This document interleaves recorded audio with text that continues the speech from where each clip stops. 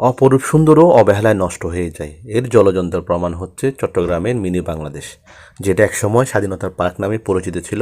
তবে জুলাই আন্দোলনের পরে এই পার্কটি একেবারে পরিত্যক্ত অবস্থায় পড়ে আছে, কারণ এখানে প্রচুর ভাঙচুর হয়েছিল, লুটপাট হয়েছিল। এরপর থেকে এই পার্কটি বন্ধ পড়ে আছে এবং এটা পরিত্যক্ত অবস্থায় আছে। এখানে গাছগাছালি উঠে পড়ে গিয়েছে। চট্টগ্রামের এত সুন্দর এই পার্কটি আসলে বর্তমানে এমন অবস্থা হয়েছে, এটা হচ্ছে পরিচর্যার অভাবে।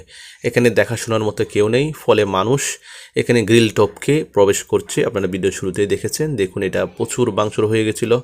সরকারি এই জিনিসগুলি আসলে জনগণেরই, এগুলি ভাঙচুর করা কীভাবে কী জন্য ভাঙচুর করা হয়েছিল আসলে বোঝাই যায়, কারণ এখানে লুটপাট হয়েছিল। কারণ এগুলো হচ্ছে সরকারি জিনিস, এগুলো তো আসলে জনগণের এই ক্ষতি। এটি ওয়াচ টাওয়ার, চট্টগ্রামের অনেক সুন্দর একটি জায়গা, মিনি বাংলাদেশ, স্বাধীনতা কমপ্লেক্স বা জিয়া কমপ্লেক্স যেটাই বলুন। এটার পাশেই হচ্ছে যে কালুরঘাট বেতার কেন্দ্র, যেখান থেকে স্বাধীনতার ঘোষণা করা হয়েছিল।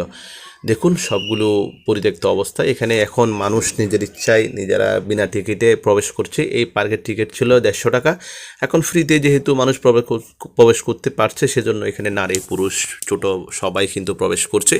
এবং সেখানে মানুষ আসার ফলে কিছুটা প্রাণ ফিরে পেয়েছে, কারণ এখানে জরাজীর্ণ অবস্থা হয়ে গিয়েছিল, প্রায় দীর্ঘ অনেক দিন বন্ধ। তবে এখন যেহেতু মানুষ প্রবেশ করছে, সেজন্য একটু ভালো লাগছে, এখানে প্রাণ ফিরে পেয়েছে সেই পার্কটি। সরকারের উচিত এদিকে একটু নজর দেওয়া, এত সুন্দর পার্কটি নষ্ট হতে না দেওয়া। দেখুন ভাঙচুরের দৃশ্যগুলি এখনও কিন্তু এভাবে রয়ে গেছে, এগুলি কোনো আসলে মেরামতের উদ্যোগ এখনও নেওয়া হয় নাই। সরকার এখনও এখানে কোনো উদ্যোগ নেয় নাই, ফলে মানুষ যে যেদিকে পারছে সেদিকেই এখানে প্রবেশ করছে।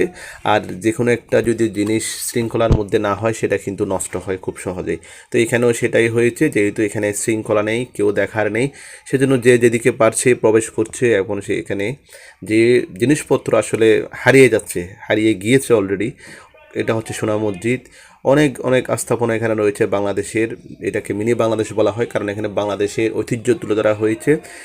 এটা হচ্ছে কাঞ্চজির মন্দির, শহীদ মিনার রয়েছে, এটা হচ্ছে সোনা মসজিদ রয়েছে, এখানে অনেক কিছু আছে। আহসান মঞ্জিল থেকে শুরু করে সব কিছু আছে, সংসদ ভবন থেকে শুরু করে সব কিছু আছে।